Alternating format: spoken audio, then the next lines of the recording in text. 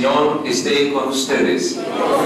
Proclamación del Santo Evangelio según San Marcos. En aquel tiempo, un escriba se acercó a Jesús y le preguntó: ¿qué mandamiento es el primero de todos?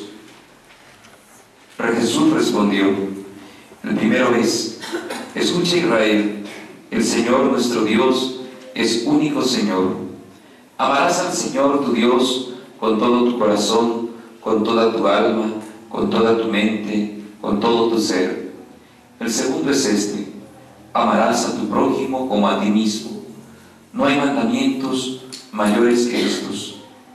El escriba replicó: muy bien, maestro, tienes razón cuando dices que el Señor es uno solo y no hay otro fuera de Él, y que amarlo con todo el corazón, con todo el entendimiento, con todo el ser, amar al prójimo como a uno mismo, vale más que todos los holocaustos y sacrificios. Jesús, viendo que había respondido sensatamente, le dijo: no estás lejos del reino de Dios. Y nadie se atrevió a hacerle más preguntas. Palabra del Señor. Es decir, la identidad del cristiano. La identidad del cristiano está marcada por aquella actitud de búsqueda que nosotros tenemos frente a Dios, pero también nuestro compromiso frente a los hermanos.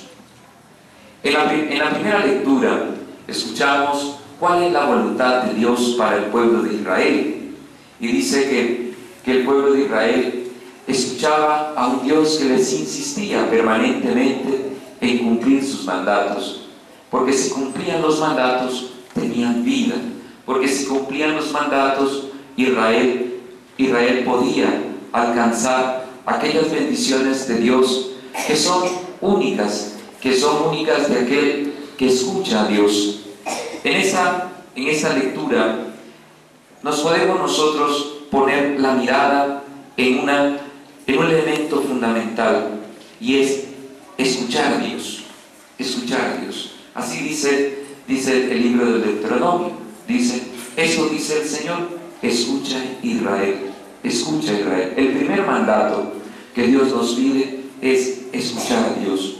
Y quisiera centrarme en esta primera frase, en esta frase, escuchar a Dios. Usted y yo estamos llamados a escuchar a Dios.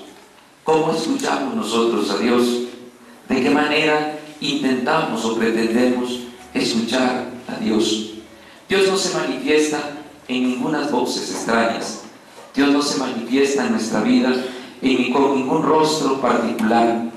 Dios va aconteciendo en la vida del hombre. Cuando el ser humano descubre a ese Dios, entonces es capaz de escucharlo y de seguirlo. ¿Se acuerdan ustedes el domingo pasado de qué hablaba la lectura del domingo pasado? ¿Sí se acuerdan? No se acuerdan. Bueno, este domingo la iglesia nos proponía meditar sobre el Evangelio del ciego Bartimeo. Usted dirá: padre, pero aquí no se leyó esa lectura. Sí, porque se leyó la del Señor de los Milagros, ¿verdad? Que fue la lectura de San Juan, la lectura de San Juan, donde narra el acontecimiento de la cruz. Juan, he ahí a tu madre, he ahí a tu hijo. Bueno, y entonces la iglesia nos propone la lectura de este ciego, del ciego Bartimeo. Y este hombre dice que escuchó que Jesús pasaba por aquel camino. Y una vez que escuchó, se puso en el camino de Jesús. Y colocándose en el camino de Jesús, Jesús obró en su vida y pudo seguirlo. Pues, mis queridos hermanos, la acción, el efecto de escuchar a Dios tiene una consecuencia, y es exponernos a Dios. Exponernos a Dios. Usted se expone a Dios. Cuando usted se expone a Dios, es capaz de recibir lo que usted necesita de Dios. El problema es: ¿qué necesitas tú de Dios? Un muchacho en estos días se me acercaba y me decía, estaba predicándoles un retiro, y me decía: padre, ustedes han venido hablando en estos días de abrir el corazón a Jesús, abrir el corazón a Jesús. Y me decía, esta frase me invita a mí a conocer a Dios. Yo quiero conocer a Dios, no lo conozco.